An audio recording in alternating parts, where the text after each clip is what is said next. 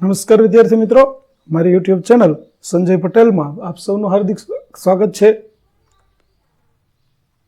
મિત્રો, આજના વિડીયોની અંદર આપણે ધોરણ 7 વિષય છે અંગ્રેજી, જેનો પાઠ યુનિટ 3 જેનું નામ છે ટુડેઝ કમ્સ એવરી ડે, કે જે સત્ર 2 ની અંદર આવે છે તેની એક્ટિવિટી 7 અને 8 વિશે જોવાના છીએ. વિદ્યાર્થી મિત્રો, જો તમે મારી ચેનલમાં નવા હોય તો મારી ચેનલને જરૂરથી સબસ્ક્રાઈબ કરો.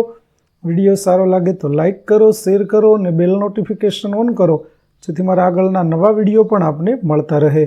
તેમજ વિદ્યાર્થી મિત્રો, આ પાઠની પીડીએફ જોવા માટે પ્લે સ્ટોરમાં જઈ અમારી એપ્લિકેશન વિશ્વગુરુ STD 1-12 ગુજરાતી ડાઉનલોડ કરી તમારા મોબાઈલમાં ઇન્સ્ટોલ કરો. જે તમે શરૂ કરશો તો તમને આ પ્રકારે જોવા મળશે, જેમાં બધા ધોરણની અંદર ધોરણ બતાવશે, ધોરણ પસંદ કરશો એટલે વિષય બતાવશે, વિષય પસંદ કરશો એટલે પાઠ બતાવશે. જેમાં વિડીયો ઉપર ક્લિક કરશો તો વિડીયો જોવા મળશે અને પીડીએફ ઉપર ક્લિક કરશો તો તમને પીડીએફ જોવા મળશે.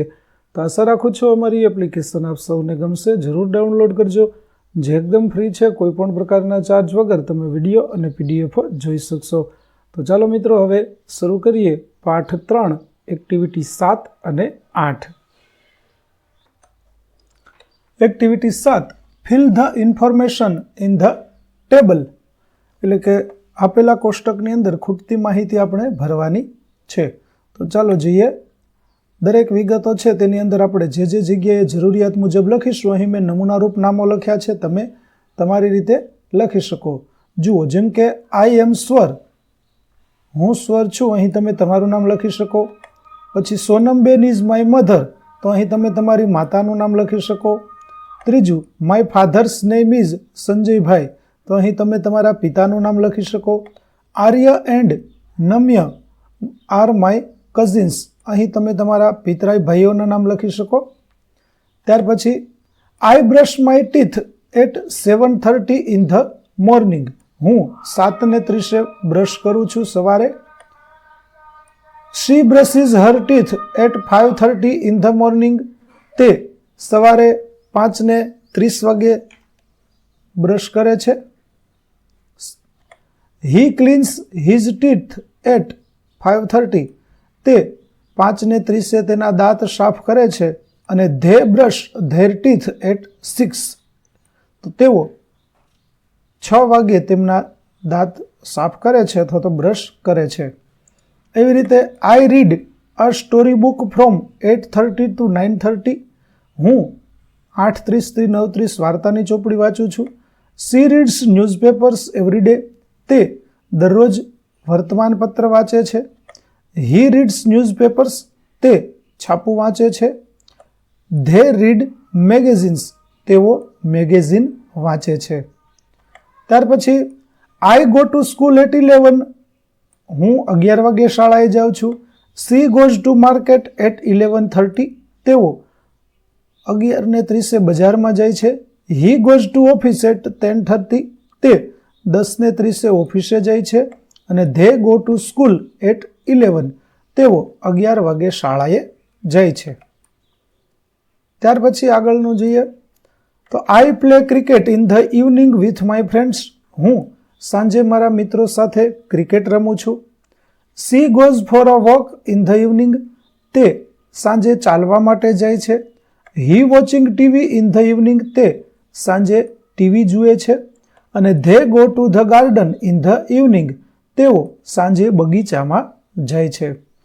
ત્યાર પછીનું, I watch cartoon on television, હું ટીવી પર કાર્ટૂન જોઉં છું. સી વોચિઝ સિરિયલ ઓન ટીવી, તે ટીવી પર સિરિયલ જુએ છે. હી વોચિઝ ન્યૂઝ ઓન ટીવી, તે ટીવી પર સમાચાર જુએ છે. અને they watch films on TV, તેઓ ટીવી પર ફિલ્મો જુએ છે. ત્યાર પછીનું, આઈ સ્લીપ એટ 9 PM, હું 9 વાગે સૂઈ જાઉં છું. સી સ્લીપ્સ એટ 11:30 PM, તે રાત્રે 11:30 વાગે સૂએ છે. He goes to bed at 11:30, તે 11:30 સૂવા માટે જાય છે. અને they go to bed at 10:30, તે 10:30 વાગે સૂઈ જાય છે. તો આ પ્રકારે તમારા મમ્મી પપ્પા અને તમારા પિતરાઈ ભાઈઓ વિશેની એક્ટિવિટી છે તે આપણે જોઈ કે કોણ કયા સમયે શું કરે છે. ચાલો ત્યાર પછી હવે B, read carefully, find out the correct sentence and mark it with true. ખરું વાક્ય હોય તેની સામે ખરાની નિશાની કરો. બધા વાક્યો વાંચી અને સાચું હોય તેની સામે આપણે ખરાની નિશાની કરવાની છે. તો પહેલું સાચું આવશે, Shiv gets up early in the morning. Shiv સવારે વહેલો ઉઠે છે. બીજામાં બીજું વાક્ય ખરું આવશે, Shankar does not take breakfast. એટલે કે શંકર સવારનો નાસ્તો કરતો નથી. ત્યાર પછી ત્રીજામાં ત્રીજું વાક્ય ખરું આવશે, Shiv and Shankar do not play hockey. Shiv અને શંકર હોકી રમતા નથી. ત્યાર પછીનામાં આવશે બીજું ખરું, the robot does not eat food. Robot ખોરાક ખાતા નથી. અને છેલ્લામાં પેલું ખરું આવશે, they go to laboratory by their car. તેઓ તેમની કાર વડે પ્રયોગશાળામાં જાય છે.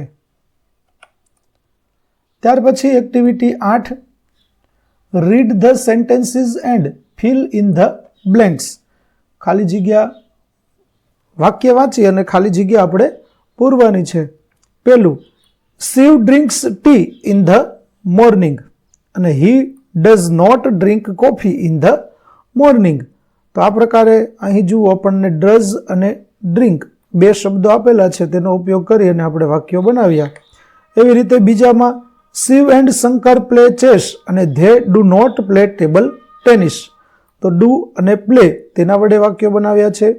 ત્રીજું, Shankar prepares lunch for Shiv અને બીજું વાક્ય, Shiv does not prepare lunch for Shankar. તો અહીં આપણે ડઝ અને પ્રિપેર વડે વાક્ય બનાવ્યું છે. ત્યાર પછી ચોથું, Chandni names teacher us English. તો she does not teach us science. તો અહીં ટીચીસ, ડઝ અને ટીચ તેનું આપણે રૂપો મૂકીશું.